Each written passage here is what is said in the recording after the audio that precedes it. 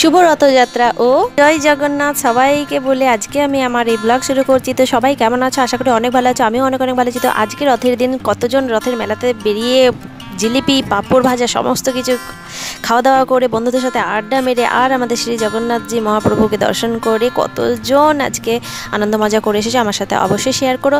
তো আমি তো বেরিয়ে পড়েছিলাম আজকে সন্ধ্যের সময়। এই দেখো আকাশে প্রচণ্ড মেঘ এসেছিলো, কিন্তু বৃষ্টির একটি ফোঁটা পর্যন্ত পড়েনি। আর এদিকে যখন বেরিয়েছি বাইরে বিভৎস গরম আর প্রচণ্ড পরিমাণে এখানে পৌঁছানোর পর দেখছি মেলাতে প্রচণ্ড ভিড়। তো ভেতরে আমরা প্রভু জগন্নাথজিকে দর্শন করতে যাব, কিন্তু তার আগে দেখছি যে মহাপ্রভু এখনও আসেননি। তো ওনার রথ কিন্তু আটকে পড়েছে, কারণ অসম্ভব ভিড় আর অসংখ্য মানুষ তাকে দর্শন করবে বলে সেই জায়গা দিয়ে রথ আসবে না বলে সেখানে রথ রাস্তার মধ্যে দাঁড় করে রেখেছে। আমরা এদিকে ভাবলাম যে যতক্ষণ আমরা এখানে দাঁড়িয়ে রয়েছি ততক্ষণ আমরা মহাপ্রভুকে ওখান থেকেই দর্শন করি। কিন্তু আমরা যখন আসছিলাম রাস্তা দিয়ে হেঁটে, তো তখন কিন্তু আমরা এই রথের দড়ি টেনেছি, প্রচণ্ড ভিড়। সেই সময় কিন্তু আর ভিডিও ক্যামেরা হয়নি।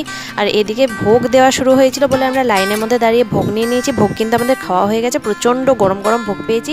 ভোগে ছিল খিচুড়ি ভোগ, আর ছিল গরম গরম পায়েস, আর ছিল পটল আলুর তরকারি। ভীষণ সুন্দর করেছে খেতে, দারুণ লাগলো। গরম গরম খিচুড়ি। রাত্রি তখন প্রায় 10টা বেজে গেছে। আমি এদিকে একটু ভিডিও ক্যামেরা করে নিলাম।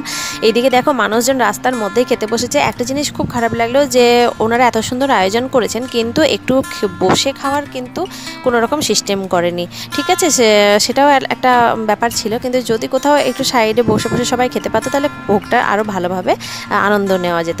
তো এইদিকে দেখো যেখানে মহাপ্রভু আসবে সেই জায়গাটা কতটা সুন্দর করে সাজানো হয়েছে, ওপরে লাইটিং করেছে এত সুন্দর, একদম পুরো মানে কি বলবো, দেখতে দারুণ লাগছে, অপরূপ সুন্দর লাগছে। তো এখানে এখনো পর্যন্ত প্রভু আসতে পারেননি, আসতে প্রায় অনেকটা রাত হয়ে যাবে যা মনে করলাম।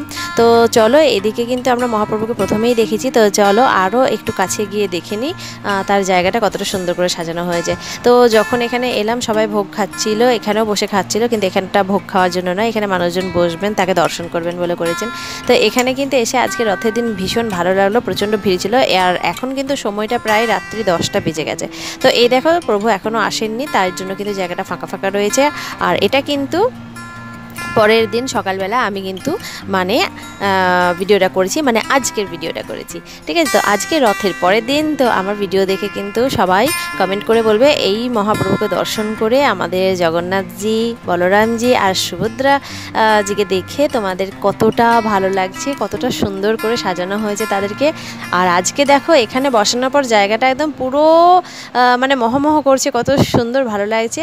আর আজকেও কিন্তু আমি ভোগ পেয়েছি, আজকেও কিন্তু সেই খিচুড়ি ভোগ আর পরম অন্ন কিন্তু দেওয়া হয়েছে। আমি কিন্তু আনলাম, বাড়িতেও খেয়ে নিয়েছি, আর খুব সুন্দর লাগলো। একদম পুরোপুরি যেমন খেয়েছি গতকাল আজও কিন্তু সেরকমই, মানে টেস্টের মধ্যে কোনো রকম ডিফারেন্স বুঝলাম না। খুবই ভালো আয়োজন। আর প্রভুকে দর্শন করে মনটা একদম ভরে গেল, ভীষণ ভালো লাগলো। বাবুকেও বলেছি চল একটু তোকে প্রণাম করে নিয়ে আসি। আজকে বাবুর পরীক্ষার এক্সাম প্রথম দিন। তো এক্সামের প্রথম দিন কিন্তু ওর একটু টেনশন ছিল, তো দারুণ ভালো পরীক্ষা দিয়েছে। আর দেখো স্কুল থেকে এসে একদম ওকে বসিয়ে রেখেছি। এখানে ফ্যান চলছিল, বড় বড় বিশাল বড় বড় ফ্যান।